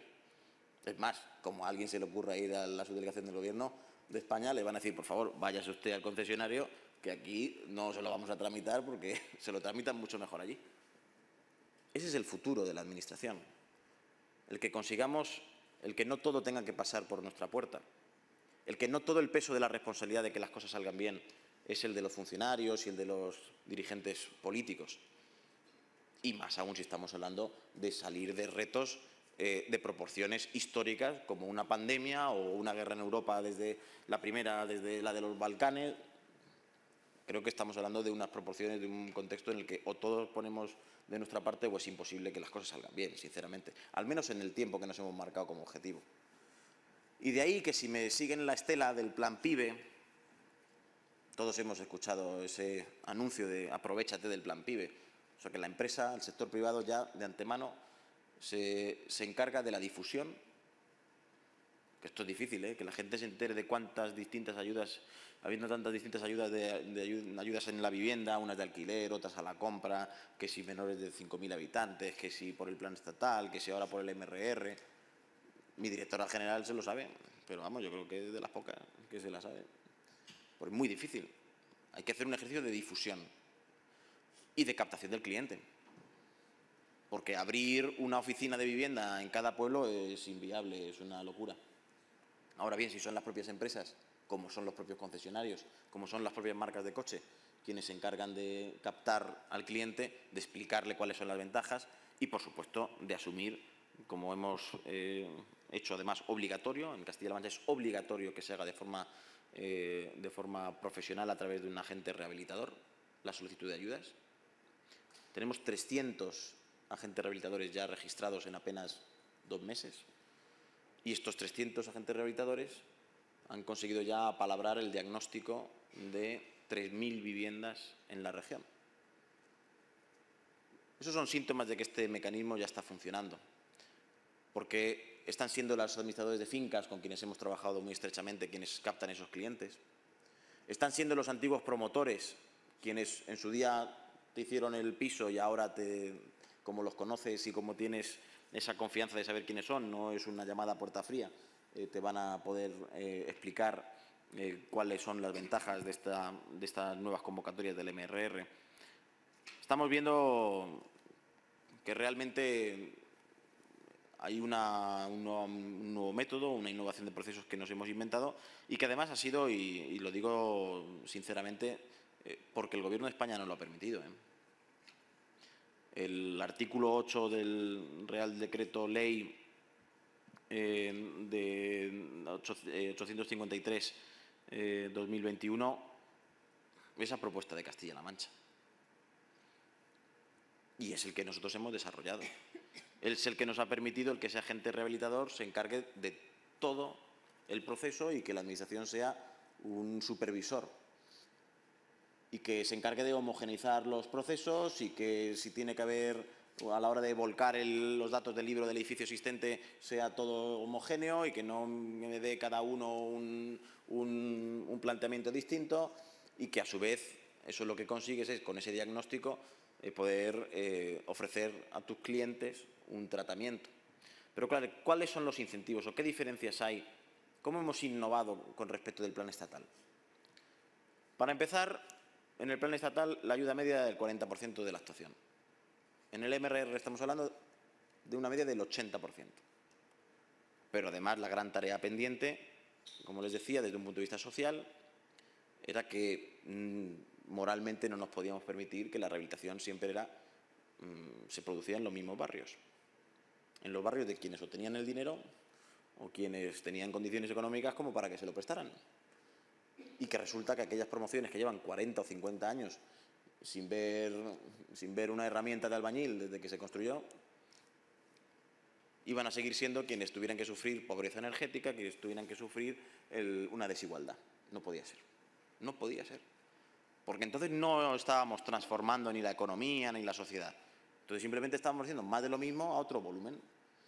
Y ahí el Ministerio ha sabido dar el do de pecho a la hora de plantear el que aquellos vecinos que tengan una situación económica vulnerable puedan tener ayudas de hasta el 100%. De hasta el 100%. Pero claro, además, otra de las ventajas con respecto del plan estatal, y que insistimos mucho y también nos han hecho caso, es el que se pudiera plantear el que haya anticipos. Entre otras cosas, por dos principales cuestiones. Una, por una cuestión de confianza.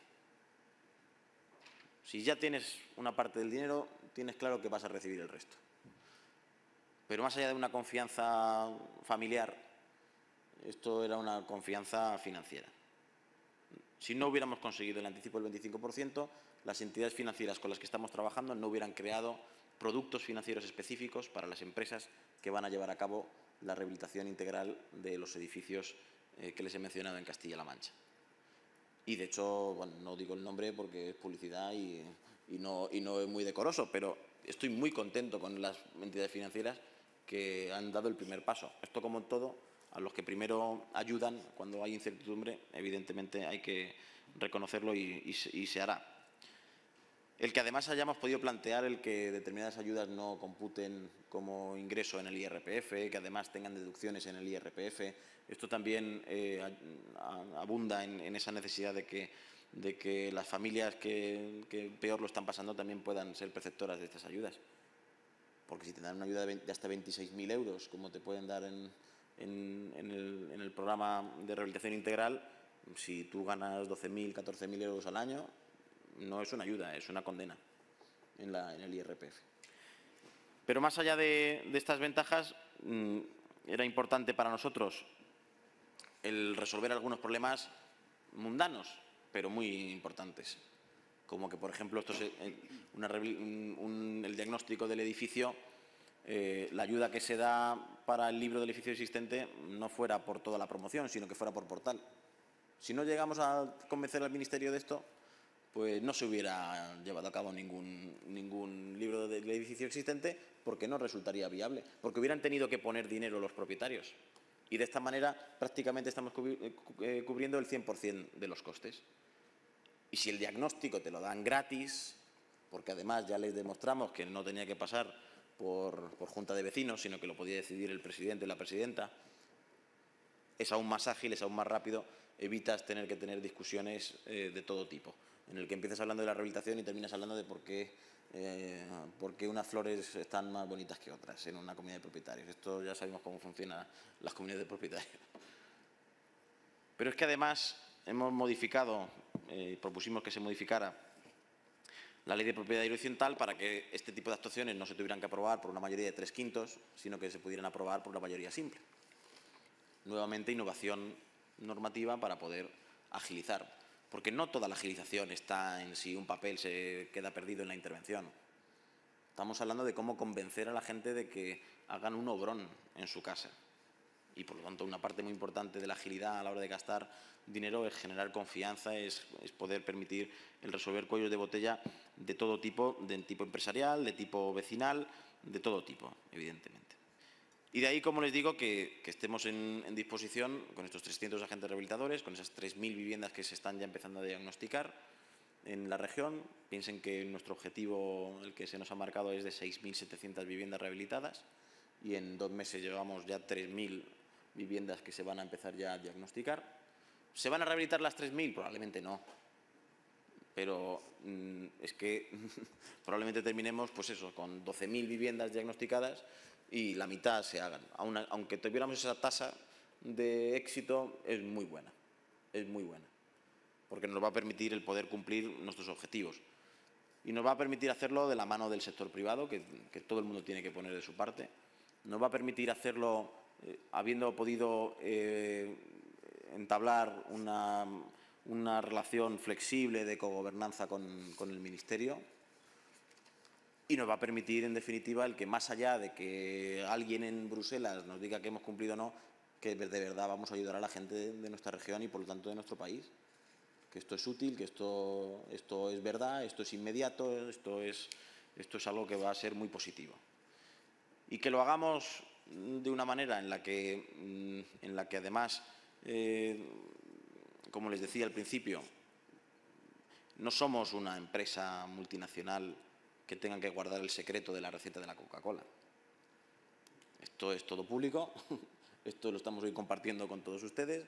Esto es un modelo que ojalá funcione y pueda servir en otras comunidades autónomas, donde creemos que este modelo de momento está funcionando muy bien en Castilla-La Mancha y está surgiendo mucho interés por parte de otras comunidades autónomas en aplicarlo de una manera, si no igual, prácticamente similar, en la medida en la que ya estamos viendo los primeros frutos de lo que veníamos sembrando desde hace 2 años, desde la Consejería de Fomento, desde el Gobierno de Castilla-La Mancha.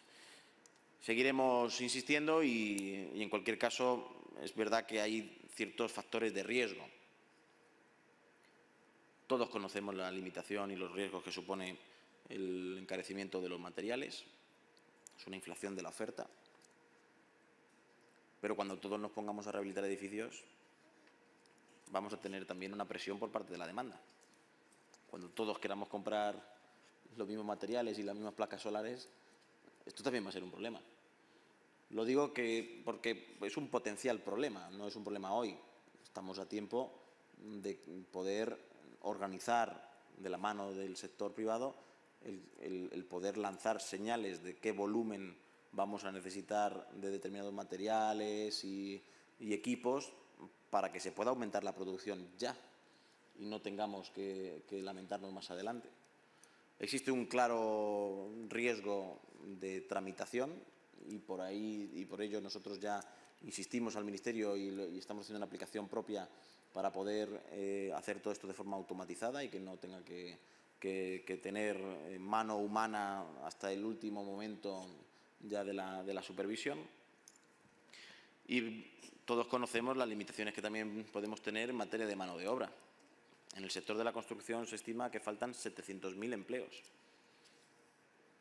Y, por lo tanto, tendremos que ver de qué manera hay que adaptar o no programas de FP, de qué manera o no se debería abordar un pacto de Estado de migración para poder identificar en qué volumen y en qué competencias necesitamos el que en nuestro país venga gente a trabajar, para que puedan, la gente que no tiene un empleo hoy, a través de la formación profesional, esos españoles y españolas puedan obtener un puesto de trabajo y en los puestos que falten o que todavía falten por cubrir, que podamos contar también con mano de obra de otros países. Y, por supuesto, que nos debe de preocupar el que próximamente sea más caro poder pedir préstamos por parte de las empresas con una subida de tipo de interés. Y, por lo tanto, es importante el que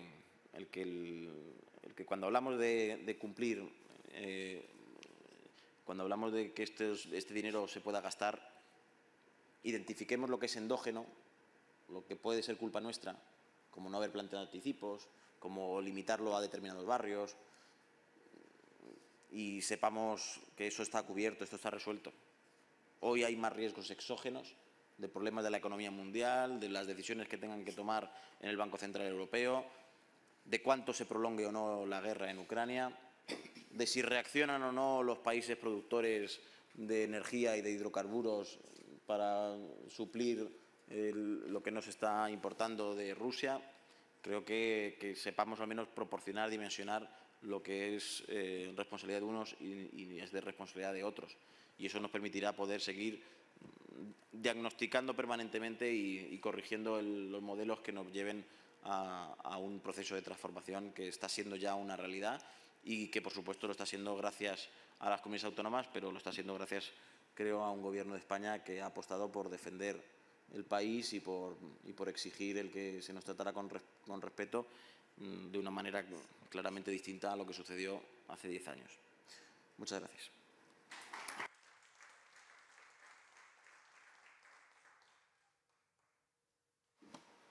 Bueno, muchísimas gracias al consejero de Fomento de Castilla-La Mancha. Yo creo que en la línea de lo que está haciendo esta mesa, que es aterrizar la gestión de los fondos del día a día, de en qué sectores ha influido y cuáles son las áreas que las comunidades autónomas están sin duda activando y gestionando. Yo creo que sí, algo que queda claro es la gran implicación de los gobiernos autonómicos. Desde aquí no lo vemos, pero yo ya me imagino allí todos gestionando los fondos, y yo creo que esto es importante de resaltar. Sin duda, estos fondos han mostrado otra respuesta a las crisis en la Unión Europea, una respuesta más de colaboración y de gestionar los grandes retos conjuntos y no esta visión más confrontada entre el norte-sur. Yo creo que también hemos podido ver lo que efectivamente, cuál ha sido o cuál está siendo la transformación que están conllevando estos fondos en tantísimos sectores, y la colaboración entre el sector público y privado para buscar una gestión mucho más eficiente. El caso de vivienda, es imposible llegar a crear oficinas de vivienda en todos los rincones de la comunidad autónoma, pero bueno, a través de esta colaboración con los gestores, con las inmobiliarias, seguramente se puede llegar mucho más lejos de lo que en un principio se pensaba o tradicionalmente veníamos pensando que se deberían gestionar las ayudas, con lo cual en la línea también de la ponencia anterior es esta vía de qué es lo que están haciendo las comunidades autónomas efectivamente para buscar esto que nos dicen los fondos Next Generation, que es la transformación de nuestro modelo económico, social y productivo. Yo abriría un espacio de preguntas, debate. Allí ya tenemos una. Antes no me he presentado y me presento. Me llamo Octavio Velayos y soy profesor de Derecho Constitucional de la Universidad de Salamanca. Voy a introducir de manera breve 4 observaciones que hace 8 meses ya planteé aquí y por lo que veo y por lo que dicen el vicepresidente y el consejero se han cumplido. Yo dije hace 8 meses en este foro que había que tener muy en cuenta la inflación y se lo digo, si tenemos en cuenta la inflación y el dinero que dispondrán las comunidades autónomas son 21.000 millones, si la inflación no es ya, como dije yo entonces, una cuestión coyuntural, sino estructural, estaremos hablando que esos fondos, que usted ya lo ha dicho, hay que reducirle en torno a 1.000 millones de euros. Aparte de eso, ¿quién va a pagar el IVA? Seguramente le van a pagar las comunidades autónomas, como ustedes saben muy bien de la implementación de los proyectos. Si paga el IVA las comunidades autónomas de los 20.000 millones, si pagan un IVA en torno al 15%, habrá que reducir otros 3.000 millones. Por tanto, estamos hablando que de 21.000 millones quedarán 17.000 millones para las comunidades autónomas. Eso es el dato de la contabilidad nacional y datos de Eurostat. Quiero decir, son cálculos propios, que aquí los tengo hechos, por si alguien los quiere se los puedo presentar, pero eso determina que ya estamos ante algo concreto, que es ese dato concreto que creo que es importante. Si me permiten, la segunda observación tiene que ver con lo que ustedes han repetido aquí y con lo cual estoy de acuerdo. Llevar a cabo la implementación de los fondos New Generation en un Estado descentralizado, concibiéndole como un Estado descentralizado, quiero decir, España ya no es un Estado centralizado y, por tanto, concebirlos así era un grave error. Intentar concentrar en el Ministerio de Hacienda y en la Oficina Económica toda la implementación de los fondos, tanto el consejero como el vicepresidente saben que es un error, pero el error tiene un dato. A fecha de hoy, el dato dicho por el Ministerio, que no da muchos datos, es que se han implementado de los 11.000 millones que el señor Bolaño nos ha dicho esta mañana que han recibido las comunidades autónomas, un 5%. Por tanto, son, si no me falla la memoria, 550 millones de euros. Esa es la realidad. Quiero decir, esa es la realidad. La tercera observación, si me permiten, yo dije entonces que los fondos New Generation no eran extraordinarios ni excepcionales. ¿Y saben por qué? Porque en cálculos del Banco Central Europeo se necesitarán cada año solamente para la transformación energética en torno a 3 billones de inversión. Si se necesitan por año 3 billones de inversión y lo calculamos en el periodo 2021-2027, se necesitarán como mínimo 15 billones de euros solamente para la transición energética. Por tanto, considerar que los fondos New Generation son excepcionales, sinceramente, como entonces dije, es echar un poco de agua a ese vino. La cuarta observación, veo que por pura supervivencia, y ustedes me lo confirman hoy aquí, lo que han hecho las comunidades autónomas con un fin loable y noble, que ustedes le han expuesto de manera magistral. Han convertido lo que era un proyecto de inversión, que son los fondos New Generation, en subvenciones, no en proyecto de inversión. Ese no era el objetivo. Y ustedes me pueden ahora decir, o me contrapregunto yo a mí mismo, entonces dejamos a las pymes, que usted ha dicho mi estructura no da para más, sin fondos. Vamos a ver, por cálculos propios, el periodo presupuestario del año 2021 a 2027, España, aparte de los fondos New Generation, recibirá, y si quiere se lo digo específicamente, 135.000 millones de euros para todos esos proyectos. Tranquilos. Quiero decir, los fondos New Generation no son para esos. Pero evidentemente los profesores universitarios tenemos la obligación, aunque no se nos escuche, de hacer propuestas. Mi propuesta es sencilla y a lo mejor su sencillez es cierta o pecar de cierta falta de, no sé, de apego, como ha dicho usted. Pero yo les digo que se podría hacer lo siguiente. De las transferencias directas no reembolsables, que el dato concreto son 72.000 millones, se podría hacer lo siguiente. Hacer 15 proyectos, uno por cada comunidad autónoma y 2 por cada una de las ciudades autónomas. Estaríamos ante 17 grandes proyectos de inversión que tengan en cuenta la estructura misma de los fondos, que sería el 80% dedicado a la transición energética, siendo España, por detrás de Estados Unidos, el país más importante en esta materia, y posteriormente 3 grandes proyectos que englobaran como mínimo a 7 comunidades autónomas. De esa manera tendríamos 20 proyectos únicamente para agotar en torno a un 20% de los fondos que serán disponibles. Creo que esa oportunidad se debería aprovechar, a mi juicio. Yo os pido concreción porque Y nada el más, tiempo termino ya y lo nos siento digo mucho cómo haberme vamos. prolongado, pero creo que es importante y no sé. Creo que esa es la idea. Nada más, muchas gracias. No, pues le agradezco la reflexión porque además, y los datos que menciona, yo sí estoy interesado en escucharle y en leerle. Porque además, mire, la inflación es un problema para todo el mundo, pero va a ser un problema, está siendo un problema de oferta y además es que va a ser de demanda. Pero, insisto, va a ser un problema del éxito. Si realmente todos nos ponemos a hacer proyectos y a hacer rehabilitaciones, significa que es porque va a haber mucha actividad económica y el problema va a ser que haya escasez, no porque se produzca poco, sino porque se pide mucho, ¿no? Lo que usted menciona de lo que tiene que ver con el IVA, etcétera, bueno, yo creo que no todo es una subvención. Lo que pasa es que en los MRR hay tantos programas y tantas convocatorias que algunas tienen que ser una subvención. En el caso de la rehabilitación, fíjense, además, son productos complejos y porque lo hemos querido así, además, que es mucho más útil.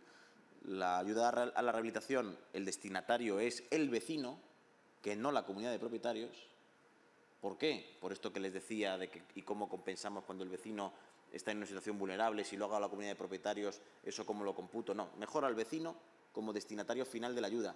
Pero el beneficiario de la ayuda no es el vecino, es la empresa que hace la rehabilitación. De tal manera que la empresa pueda también contar con ese dinero lo antes posible para seguir con la rueda de la actividad. Usted mencionaba algo que no es descabellado. Dividir o intentar plantear un gran proyecto por cada comunidad autónoma. Esa fue la idea inicial del Gobierno de España con respecto de los PERTES. La idea inicial era hacer un gran macroproyecto por cada sector. No lo habían pensado en clave territorial, aunque sí tenían la vocación de que estuviera repartido por el territorio, pero que esos grandes proyectos se pudieran decidir de una manera, como usted estaba diciendo, poco más o menos que teledirigido. ¿Qué es lo que nos dice Bruselas? Eso va en contra de las leyes de la competencia y eso no es europeo. Haga usted convocatorias. Por lo que tanto, conozcamos también esa limitación por parte del que da y que impone determinadas normas a la hora de cómo repartirlo. ¿Podría ser mucho más ágil? Sí. En esa dimensión que le hablaba de las prisas frente a las garantías, quienes estamos en la parte de recibir tenemos muchas prisas, pero quien está en la parte de dar exige muchas garantías. Y tenemos que encontrar un punto de equilibrio. Pero yo creo que, en cualquier caso, vamos a poder conseguir que los PERTES, sin vulnerar ningún principio de competencia, ni mucho menos, pero yo qué sé, les pongo un ejemplo. Es que cuando hablamos del PERTE aeronáutico, literalmente estamos hablando de menos de 10 empresas en toda España que realmente pueden ser perceptoras de este tipo de ayudas. Y si estamos hablando de que una parte tiene que ser aeroespacial y otra parte tiene que ser de aviación civil y de aviación militar, ustedes saben, al igual que yo, el nombre que empieza por A de la empresa que estamos todos hablando. ¿Eso es vulnerar el principio de la competencia? No, hombre, no. No, hombre, no. Eso es defender industrias estratégicas europeas en los que además hemos sido inversores como país. Bueno, vamos a jugar con las reglas de juego de la Unión Europea, sabiendo que eso nos pone más en el lado de la balanza de las garantías que de las prisas, pero no va usted mal encaminado en cuanto a la vocación que tuvo el Gobierno. Y al final el Gobierno y el plan de recuperación de España tiene que ser de España.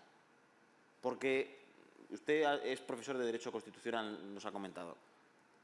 Si ya España deja de ser el interlocutor con la Unión Europea y somos las comunidades autónomas quienes hablamos directamente con Bruselas, entonces esto no es que sea un Estado descentralizado, es que literalmente somos cada uno un Estado en sí mismo. No puede ser. El Estado miembro de la Unión es España y es quien tiene la interlocución con la Unión Europea. ¿Y eso quiere decir que tengamos que mejorar nuestra interlocución con el Gobierno español? Por supuesto, pero casi, por ser preciso, hablemos de Gobierno español, porque el Estado, hablando de Estado, el presidente García Paje es tan miembro del Estado como el presidente del Gobierno. porque, de hecho, es el representante del jefe del Estado en la comunidad autónoma. Entonces, por ese sentido, yo creo que tenemos que hablar más. Que me hubiera gustado que la misma interlocución que he tenido para el artículo 8 de la rehabilitación de viviendas lo tuviera en muchos otros ámbitos, por supuesto. Pero eso es un problema ya de cómo funcionamos las personas. No creo que sea un problema de la arquitectura ni constitucional ni competencial, en la que yo siempre voy a defender que es un plan de recuperación de toda España y que España tiene que ser el único interlocutor con las instituciones europeas. Bueno, yo me encantaría dar más turnos de palabras, pero el tiempo apremia desde el Senado. Bueno, ya vamos tarde en la clausura y en este sentido, bueno, si tenéis dudas, nos la haremos llegar a los consejeros por vía del correo del instituto o al profesor Feliu, con lo cual el debate puede continuar, no significa que se cierre y sin duda, ¿no?, esperamos, confiamos y creemos que sí, que el próximo año nos volveremos a encontrar aquí en el ya 12º Foro de las Autonomías, a agradecer a los participantes, agradecer a los consejeros, a las comunidades autónomas, profesores y profesoras, ¿no?, del área del derecho público que habéis estado aquí, digamos, de manera hasta el final de las jornadas, ¿no?, casi que militando con nosotros aquí en el informe. Resiliente, sí. Y bueno, nos aplazamos para el próximo año. Muchísimas gracias por vuestras reflexiones, contribuciones y bueno, seguimos y nos vemos de aquí a un año. Muchísimas gracias.